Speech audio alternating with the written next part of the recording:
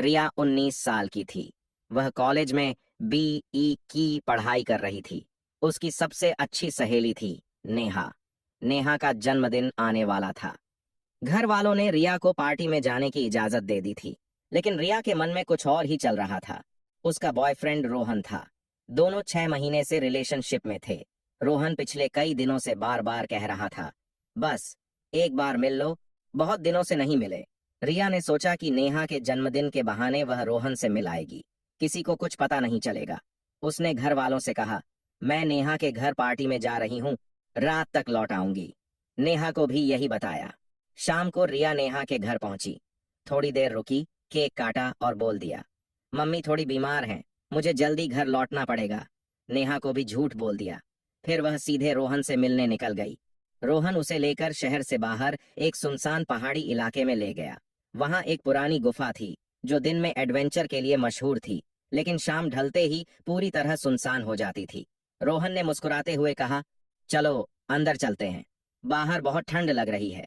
बस एक हक करके तुरंत वापस चलेंगे। रिया को थोड़ी हिचक हुई। उसने कहा, यहाँ अंधेरा है, बाहर ही रहते हैं ना। लेकिन रोहन ने उसे मनाया, अरे यार, डर क्या रही है, मैं हूं ना साथ में। रिया ने उसके प्यार पर भरोसा करते हुए उसके साथ गुफा में चली गई। अंदर घुप अंधेरा था, सिर्फ मोबाइल की टॉर्च जल रही थी। रोहन ने पहले हग किया, फिर किस किया। धीरे धीरे उसने आगे बढ़ने की कोशिश की। रिया ने तुरंत रोका, नहीं रोहन, मुझे ये सब नहीं करना है, चलो वापस घर चलते हैं। लेकिन रोहन ने नहीं सुना। उसने जबरदस्ती की। रिया ने बहुत मना किया, रोई, हाथ छुड़ाने की कोशिश की, लेकिन वहां कोई मदद करने वाला नहीं था। जो नहीं होना चाहिए था वह हो गया। रिया डर और दर्द से कांप रही थी। जब सब खत्म हुआ तो रोहन ने ठंडे स्वर में कहा, अब ये हमारा सीक्रेट है, किसी को मत बताना।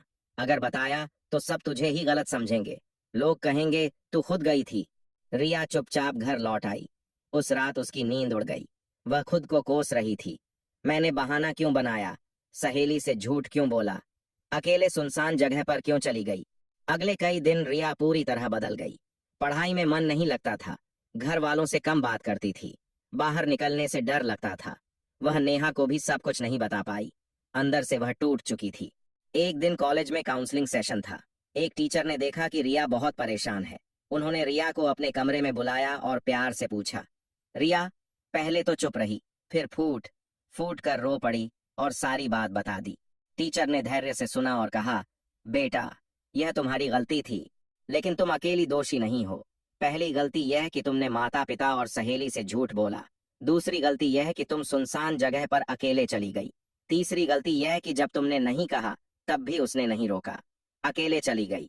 दूसरी गलती यह कि जब तुमने फिर टीचर ने रिया को महत्वपूर्ण सीख दी, प्यार के नाम पर कभी अपनी सुरक्षा से समझौता मत करो।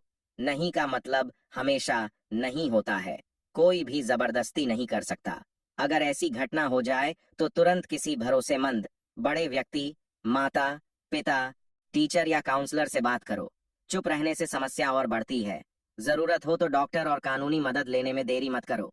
रिया ने धीरे धीरे अपनी मम्मी को भी सब बता दिया। मम्मी गुस्सा तो हुई, लेकिन उन्होंने रिया को डांटने के बजाय सपोर्ट किया। परिवार ने उसे डॉक्टर के पास ले गए और काउंसलिंग शुरू करवाई। रिया ने रोहन को ब्लॉक कर दिया और उससे कोई संपर्क नहीं रखा। समय के साथ रिया धीरे धीरे सामान्य जीवन जीने लगी। अब वह कॉलेज में अपनी जूनियर लड़कियों को यह कहानी सुनाती है, किसी भी बहाने से अकेले सुनसान जगह पर मत जाओ।